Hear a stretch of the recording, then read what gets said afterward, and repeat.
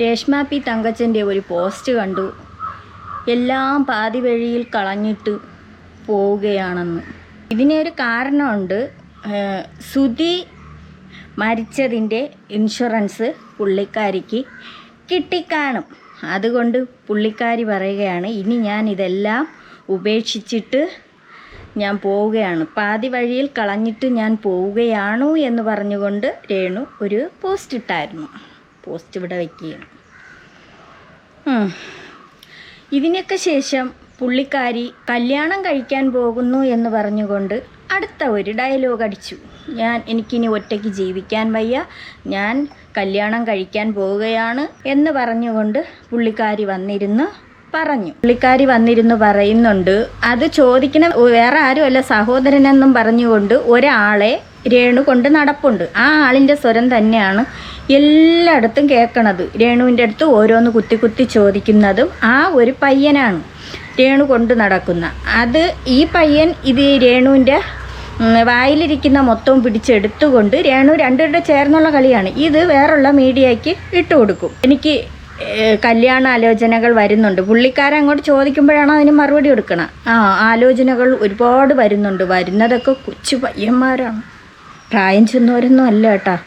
പ്രായം ചെന്നവരൊന്നും അല്ലെങ്കിലും വേണ്ട രേണുവിന്. അങ്ങനെ കൊച്ചു പയ്യന്മാരാണ് വരണേ എന്ന് രേണു പറഞ്ഞിട്ടുണ്ടായിരുന്നു.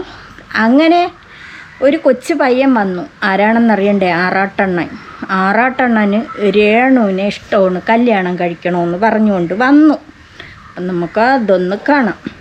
ഞാൻ ഒരിക്കലും രേണുസുധിയെ കല്യാണം കഴിക്കില്ല, കാരണം എനിക്ക് താല്പര്യമില്ല.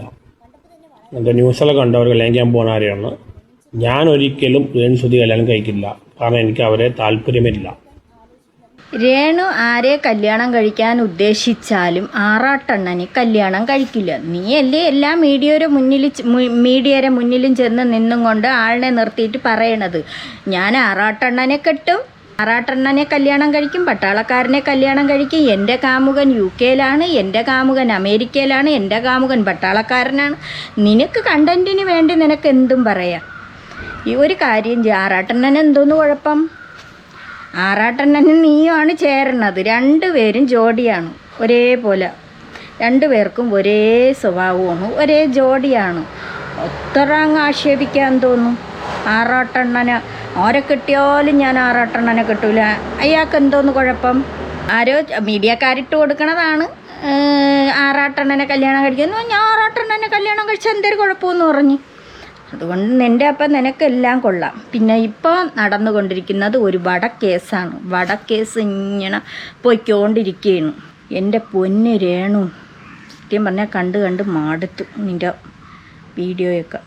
രേണുവിന് കണ്ടന്റിന് വേണ്ടി രേണു ഓരോന്ന് പറഞ്ഞു കൂട്ടണേണ്. ആളുകൾ അത് ഏത് രീതിക്ക് എടുക്കുമെന്ന, എങ്ങനെ സംസാരിക്കുമെന്ന ഒക്കെ രേണുവിനെ അറിയാം. രേണു മനഃപൂർവ്വം നെഗറ്റീവിലേക്ക് ഇട്ട് കൊടുക്കുന്നു. ഇത് വെറും മോശമായ നെഗറ്റീവാണ് കേട്ടോ. ഇങ്ങനെ നീ നെഗറ്റീവ് ഉണ്ടാക്കി പണം സമ്പാദിക്കരുതേ. ഇത് തോനനാൾ നിലനിൽക്കൂല. അപ്പം നമുക്കത് കാണാം. വടയുടെ കാര്യം പറയണത്. വട കഴിച്ചിട്ടില്ല, വട കാണുന്നുണ്ടോ നോക്കട്ടെ. വട കഴിച്ചിട്ടില്ല, വട കാണുന്നുണ്ടോ നോക്കട്ടെ. ഇന്നത്തേക്കുള്ള എന്നെ കൊണ്ടേ പറ്റൂ. വട കഴിച്ചിട്ടുണ്ടോ എന്ന് മീഡിയക്കാരൻ ചോദിക്കുന്നു. വട കാണുന്നുണ്ടോ എന്നാണ് അവൾ കേട്ടോ. ഞാൻ നോക്കട്ടെന്ന്. എടി വൃത്തികെട്ട ചൂലേ, എടി നീ ഈ പറഞ്ഞ ഒരു വാക്കിന് നിനക്ക് മറുപടിയായിട്ട് മഞ്ജു പത്രോസ് വരെ വന്നിട്ടുണ്ടായിരുന്നു. നിനക്ക് മറുപടിയായിട്ട് അപ്പോഴൊന്ന് ചിന്തിച്ചു നോക്കണം. നീ ഏത് ലെവലിലുള്ളവളാണെന്ന് ചിന്തിച്ചു നോക്കണം.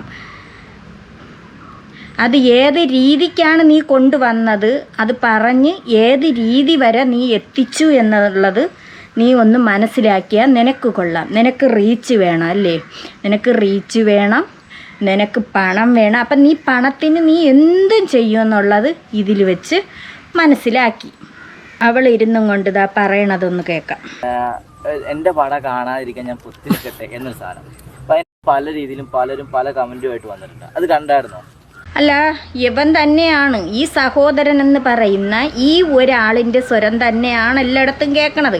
യവനെ നിർത്തി മനഃപൂർവ്വം ഇവള് ചോദിക്കുകയാണ്. ഈ സ്വരം തന്നെ എവിടെയും കേൾക്കണത്. ഇവളെ കൂടെ നടക്കണ, ഇവൾ എങ്ങോട്ട് പോകണോ അവിടെ അത്രയും യവനെയും കൊണ്ട് അവൾ പോവുകയാണ്. എന്നിട്ട് യവൻ എഴുതെടുത്തും കൊണ്ട് ബാക്കിയുള്ള മീഡിയയ്ക്ക് ഇട്ട് കൊടുക്കുകയാണ്. എന്തിനാണ്? ഇവക്ക് റീച്ചിന് വേണ്ടി. എവളെ കമന്റ് കണ്ടില്ല, അതെടുത്തിട്ട് എന്നെ റോസ്റ്റ് ചെയ്യുന്ന കണ്ടു. അതിനകത്ത് പറയുന്ന സംഭവമാണ് നിന്റെ വട അതിന് മാത്രം വലിയ വടയാണോ ചെറുതാണ് എന്നുള്ള രീതിയിൽ. ചെറുതാണ് നല്ല. നിന്റെ വട അതിന് മാത്രം വലുതാണോ ചെറുതാണ്? എടി പരമ നാറി. എടി നിന്നെ സപ്പോർട്ട് ചെയ്യാൻ കുറേ എണ്ണം വരുമല്ലേടി, കുറേ അലവലാദികൾ വരും. എന്തിനാണ് വരണത്? നിന്റെ ഈ സംസാരങ്ങൾ കേട്ട് ആസ്വദിച്ചു കൊണ്ട് കുറേ എണ്ണം വരും. അത് പോസിറ്റീവായിട്ട് എടുത്തുകൊണ്ടാണ് വരണത്. ഇത് ഇഷ്ടമല്ലാത്തൊരു നെഗറ്റീവ് കമൻറ്റ് പറയും. ഇതിപ്പോൾ കുറേ എണ്ണം നിന്നെ സപ്പോർട്ട് ചെയ്ത് വരും. നീ എന്ത് തെണ്ടിത്തരം പറഞ്ഞാലും കാണിച്ചാലും നിന്നെ സപ്പോർട്ട് ചെയ്തും കൊണ്ട് കുറേ എണ്ണം വരും. പഴംപൊരി ദാസപ്പൻ്റെ കൂടെ അഭിനയം എന്നൊക്കെ പറയണം, എന്തൊക്കെയോ കാണിച്ച് അതിലും നിന്നെ സപ്പോർട്ടായിട്ട് കുറേ എണ്ണം വന്നു. അതിനെ റിയാക്ട് ചെയ്യണവരെ ഏതൊരു വീഡിയോയുടെ അടിയിൽ ചെന്ന് നോക്കിയാലും തെറി വിളിക്കണത് കാണാനേ ഉള്ളൂ.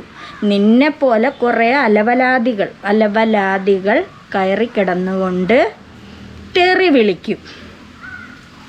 നാറിയ കളി നീ കളിക്കരുത് കേട്ടാ. അല്ല, ചെറു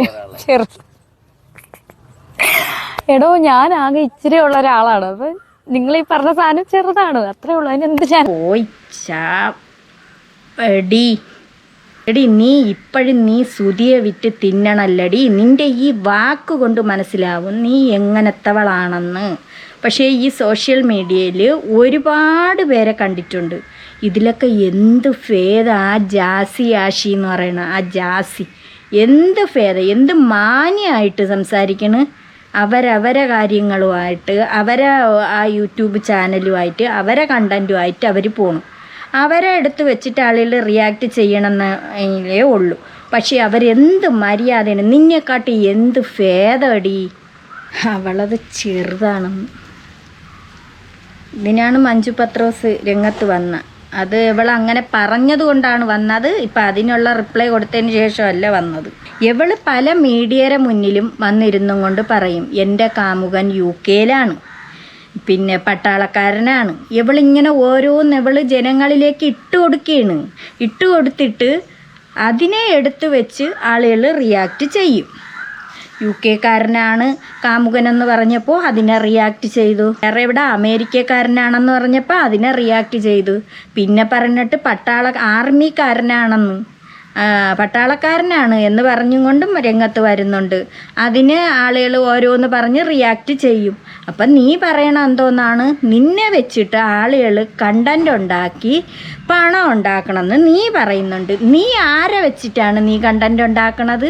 നീ ഇങ്ങനെ ഈ നെഗറ്റീവ് കമൻറ്റ് ഇട്ട് കൊടുത്തിട്ട് തന്നെ നീ കണ്ടൻ്റ് ഉണ്ടാക്കണത്. അത് നീ മനസ്സിലാക്കുന്നുണ്ടാ? എടി, നീ നെഗറ്റീവ് കമൻറ്റ് ജനങ്ങളിലേക്ക് ഇട്ട് കൊടുത്ത് അതിൽ നിന്ന് തന്നെ നീ വരുമാനം ഉണ്ടാക്കണത്. നീ പിന്നെ എന്തിന് ആളുകളെ പറയണ്? നിന്നെ വെച്ചിട്ട് ആളുകൾ റിയാക്ഷൻ വീഡിയോ ചെയ്ത് പണം ഉണ്ടാക്കണം. നീ അല്ലേ കണ്ടൻറ് ഇട്ട് കൊടുക്കണത്? അപ്പോൾ പിന്നെ ഈ കണ്ടൻറ് കിട്ടണവർ വെറുതെ ഇരിക്കുമോ? പിന്നെ അവൾ ബിഗ് ബോസിലെ കാര്യം പറയുന്നുണ്ട്, അതൊന്ന് കേൾക്കാം. നല്ല മാറ്റങ്ങളുണ്ട്. ബിഗ് ബോസ് സെലിബ്രിറ്റി ആയി, അങ്ങനെ തന്നെ പറയാം. ഒരു ദിവസമെങ്കിലും ഓരോരുത്തർ ബിഗ് ബോസിൽ കയറിയിട്ട് 2-3 ദിവസം കഴിഞ്ഞിട്ട് ഇറങ്ങുന്നവരുണ്ട്, അങ്ങനെ ഔട്ടാകുന്നവരുണ്ട്, അല്ലെങ്കിൽ സ്വയമേ പോകുന്നവരുണ്ട്, അസുഖം വന്ന് പുറത്ത് പോകുന്നവരൊക്കെ ഉണ്ട്. അതുപോലെ ഞാനും ബിഗ് ബോസ് കയറി എന്തായാലും 35 ദിവസം ഞാൻ നിന്നിട്ട് എന്നെ ബിഗ് ബോസ് കളഞ്ഞതല്ല, അല്ലെങ്കിൽ നിന്നെ ബിഗ് ബോസ് കളഞ്ഞതാണ്, നിന്നെ എടുത്ത് കളഞ്ഞതാണ്. നീ എന്തിന് കള്ളത്തരം പറയണ്? നീ അവിടെ ഇരുന്നും കൊണ്ട് നിനക്ക് അവിടെ ബിഗ് ബോസിനകത്ത് നിന്നപ്പോൾ നിനക്ക് മൊബൈൽ ഉപയോഗിക്കാൻ പറ്റൂല, നിനക്ക് ഇതേ കണക്ക് കിടന്ന് ആടാൻ പറ്റൂല. അതുകൊണ്ട് നീ ബിഗ് ബോസിനകത്ത് ഭയങ്കര ബഹളം നടത്തി. എൻ്റെ ഷൂ ചേട്ടാ ഷൂ കുട്ട മോനെ, എൻ്റെ കാല് വയ്യട മോനെ, എൻ്റെ ഋതപ്പ റിച്ചു കിച്ചു എന്നും പിന്നെ അമ്മേരെ ബിസ്ക്കറ്റ്, അമ്മേരെ എന്തോന്ന് ബിസ്ക്കറ്റ്, ഓറിയോ ബിസ്ക്കറ്റ്, അമ്മേരെ ക്രീം ബിസ്ക്കറ്റ് എനിക്ക് വേണേ, പിന്നെ എൻ്റെ കിച്ചു മോനെ വാടാ. ഈ കിച്ചുവിനൊക്കെ നീ എന്തേലും കൊടുക്കണു? നീ എന്തോന്നാണ് ഈ കിച്ചുവിനും കൊടുക്കണത്? എൻ്റെ മോനെ കാണാതിരിക്കാൻ എനിക്ക് പറ്റണില്ല. നീ ആ ഒരു കൊച്ചുണ്ടല്ലോ, നീ ഒരു നേരമെങ്കിലും നീ അതിനെ നോക്കിയിട്ടാണ് നീ ഇങ്ങനെ നടന്ന് വിളിച്ചെങ്കിലും വേണ്ടൂല. എൻ്റെ ഷൂ ചേട്ടാ എന്ന് വിളിക്കണം. ഭയങ്കര സ്നേഹമാണ് അല്ലേ നിനക്ക് ഷൂ ചേട്ടൻ്റെ അടുത്ത്. പിന്നെ നീ ഇത് ഇങ്ങനെ നിന്നും കൊണ്ട് ദിവസവും നേരം വെളുത്ത് എഴുതിച്ച് ചെന്നിരുന്നും കൊണ്ട് എനിക്ക് ഓറിയോ ബിസ്ക്കറ്റ് വേണം, എൻ്റെ അമ്മച്ചീര ഓറിയോ ബിസ്ക്കറ്റ്, എൻ്റെ അമ്മച്ചീര ക്രീം ബിസ്ക്കറ്റ് എന്ന് പറഞ്ഞുകൊണ്ട് നീ കിടന്ന് നിരന്തരം എൻ്റെ തത്തമ്മേ എന്നും പറഞ്ഞുകൊണ്ട് പോയി കിടന്ന് ഒരു തത്തമ്മേരെ വടവും കണ്ട് അവിടെ ഇരുന്ന് അതിനെ നോക്കിയിട്ട് എൻ്റെ തത്തമ്മേ എനിക്ക് വീട്ടിൽ പോകണം, എൻ്റെ തത്തേ എന്നും പറഞ്ഞും കൊണ്ട് നീ അവിടെ ഇരുന്ന് പറഞ്ഞു. സഹി കെട്ടിട്ടാണ് നിന്നെ ഇറക്കി വിട്ടത്. പക്ഷെ നീ പ്രതീക്ഷിച്ചില്ല, നിന്നെ ഇറക്കി വിടും എന്ന് നീ പ്രതീക്ഷിച്ചതേ ഇല്ല. അങ്ങനെ ലാലേട്ടൻ വന്ന് പറഞ്ഞ്, രേണു പെട്ടിയും കിടക്കയായിട്ട് വാ, കൂടും കുടുക്കയായിട്ട് പറക്കൊണ്ട് വാ, സ്ഥലം വിട്ടോ എന്ന് പറഞ്ഞു. അങ്ങനെയാണ് നീ വന്നതിന് ശേഷമല്ലേ നീ ഇത്രയും ആടിപ്പൊടിച്ചത്, നീ കിടന്ന് കോലങ്ങൾ കാണിച്ചത് തന്നെ. വേണ്ടാന്ന് വെച്ചിട്ട് അല്ലെങ്കിൽ എനിക്ക് പറ്റില്ലാത്ത ഒരു സിറ്റുവേഷൻ വന്നുകൊണ്ട് ഞാൻ ഇറങ്ങി വന്നതാണ്. സോ ഞാൻ ഇതുവരെയായിട്ട് എവിക്റ്റ് ആകാത്തൊരു കണ്ടസ്റ്റന്റ് ആണ്. മാറ്റമുണ്ട് നല്ല രീതിയിൽ. കാരണം ഇനോഗ്രേഷൻസ് കിട്ടി, ദുബായിൽ പോയി, ബഹ്റൈനിൽ പോയി, പല രാജ്യങ്ങളും പോയി. ഒരുപാട് മാറ്റം ഉണ്ടായി. ദുബായിൽ ബഹ്റൈനിലൊക്കെ പോയല്ലേ ബാർ ഡാൻസ് ഒക്കെ കളിച്ചത്. ഈ സ്ത്രീ വന്നിരുന്നും കൊണ്ട് എനിക്ക് കാമുകനുണ്ട്, അവിടെ കാമുകനുണ്ട്, ഇവിടെ കാമുകനുണ്ട് എന്ന് പറഞ്ഞും കൊണ്ട് ഈ സ്ത്രീ സ്ഥിരം വന്നിരുന്ന് പറഞ്ഞ് റീച്ച് ഉണ്ടാക്കുന്നുണ്ട്. അത് ജനങ്ങളിലേക്ക് വേറൊരു രീതിക്ക് മെസ്സേജ് അങ്ങ് കൊടുക്കുകയാണ് ചെയ്യണം. അപ്പോഴത്തേക്ക് ഇങ്ങനെ ഒരു തംബ്നെയിലും വെച്ച് ക്യാപ്ഷൻ വെച്ച് ഇടുമ്പോൾ ആളുകൾ കയറി കാണും, ഇതാണ് രേണുവിൻ്റെ കാമുകൻ. യഥാർത്ഥത്തിൽ ഈ മീഡിയ ഈ കൊണ്ട് നടക്കണമെന്ന് തന്നെയാണ് ഇങ്ങനെ ഇടണത്. ഇപ്പം അടുത്തൊന്ന് നോക്കിക്കൊള്ളാം.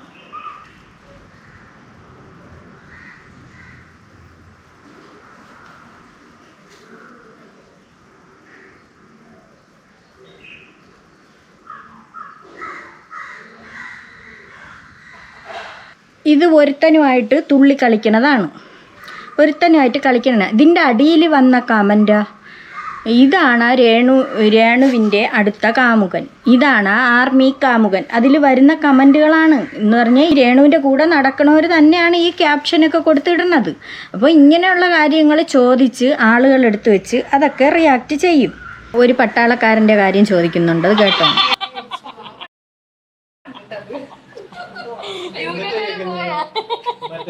യു കെക്കാരൻ പോയാന്ന് അവൾ എന്നെ ചോദിക്കുന്നു. അവൾ തന്നെയാണ് വന്നിരുന്ന് പറഞ്ഞിട്ടുള്ളത് യു കെയിലും അമേരിക്കയിലും പട്ടാളക്കാരനും എല്ലാമാരും ഉണ്ടെന്ന്.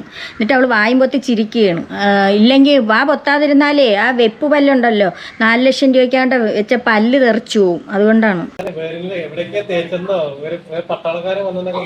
അതെ, ഡൽഹി ബേസ്ഡ് മലയാളി അല്ലേ, അങ്ങനല്ലേ പട്ടാളക്കാരോ? കേളവീര ഒരു കാര്യം, പെണ്ണും പിള്ളേരെ കാര്യം വയസ്സായി എന്നിട്ട് ഇരുന്ന് കാണിക്കണ കോലം. പുതിയ പ്രേമല്ലേ പട്ടാളക്കാരൻ. ഡൽഹിയിലുള്ള പട്ടാളക്കാർ കമാൻഡോ അവരൊക്കെ എനിക്ക് 2 ഫ്രണ്ട്സ് ഉണ്ട് അവിടെ. മറ്റേ വന്ദേ ഭാരതം പറഞ്ഞതിന് ശേഷമാണ് പട്ടാളക്കാരൻ സെറ്റായതോ? അയ്യോ എൻ്റെ പൊന്നെ, ഈ പെണ്ണുപിള്ളേരെ ഇതൊന്നും കേൾക്കാത്തതാണ് നല്ലത്. ഈ സ്ത്രീയുടെ ഇത് കണ്ടും കേട്ടും മടുത്ത്. ഇനിയിപ്പോൾ ഒരു ഡാൻസോട് കൂടി നമുക്ക് നിർത്താം. ഒരു ഡാൻസ് ഇല്ലാതെ പറ്റൂല. ഡാൻസ് അല്ല അത്, പെണ്ണും പിള്ളേരെ അടുത്ത മൂട് കറക്കി കളി നമുക്കൊന്ന് കാണാം. അതില്ലാതെ ഒരു പരിപാടിയില്ല. ആദ്യം മൂട് കൊണ്ട് കറങ്ങി തിരിഞ്ഞ് വന്നിട്ട്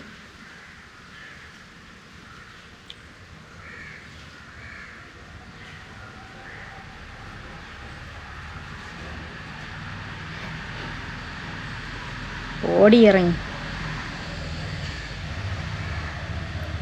ഇവള് വിചാരിച്ചിരിക്കണ ജനങ്ങളവളെ സ്നേഹിച്ചെന്നാണ്. ജനങ്ങളവളെ വെറുത്ത്. എന്തുമാത്രം കമൻറ്റ് ഞാനിടുന്ന വീഡിയോയ്ക്ക് തന്നെ തന്നെ ഇവളെ കണ്ട് മടുത്ത് വെറുത്തെന്നു. ഇവളിരുന്നും കൊണ്ട് ഓരോന്ന് പറഞ്ഞ് അഴിക്ക മെസ്സേജാണ് ജനങ്ങൾക്ക് കൊടുക്കണത്. അതിനായിട്ട് കുറേ എണ്ണം വന്നിരുന്നു കൊണ്ട് അയ്യോ രേണു, ഓഹോ രേണു എന്നും പറഞ്ഞുകൊണ്ട് വന്നിരിക്കണം. ആളുകളെ പറ്റിച്ച് ദാനത്തിന് കിട്ടിയ വീട്ടിനകത്ത് അവൾ കയറി കിടന്നും കൊണ്ട് അവൾ അതിന് ശേഷവും വന്നിരുന്നുകൊണ്ട് അവൾ ഓരോന്ന് പറയുന്നുണ്ട്. ആ ബിഷപ്പ് പെരയിടം കൊടുത്തതിന് ബിഷപ്പിനെയും പള്ളു വിളിച്ച്, വീട് വെച്ച് കൊടുത്ത ഫിറോസിനെയും പള്ളു വിളിച്ച് ഒക്കെ ദാനം കിട്ടിയടി. നീ ആ ദാനം കിട്ടിയാലല്ലേ കിടക്കണം. ഇപ്പോഴാണല്ലോ നീ അവിടെ ഒട്ടിച്ച് കുറേ പല്ലും വെച്ച് കണ്ണും വെച്ച് നിനക്ക് 10-25 ലക്ഷം ഒരു ദിവസം വേണമെന്നും പറഞ്ഞ് നീ നടക്കണേ. അയ്യോ, ആളുകൾ കൊടുക്കുമോ? അവൾ വീട്ടിൽ ഇരുന്ന് ആളുകൾ കൊടുക്കുമോ 25 ലക്ഷം വെച്ചിട്ട്? ഇതൊക്കെയാണ് അവളെ പ്രവർത്തികൾ.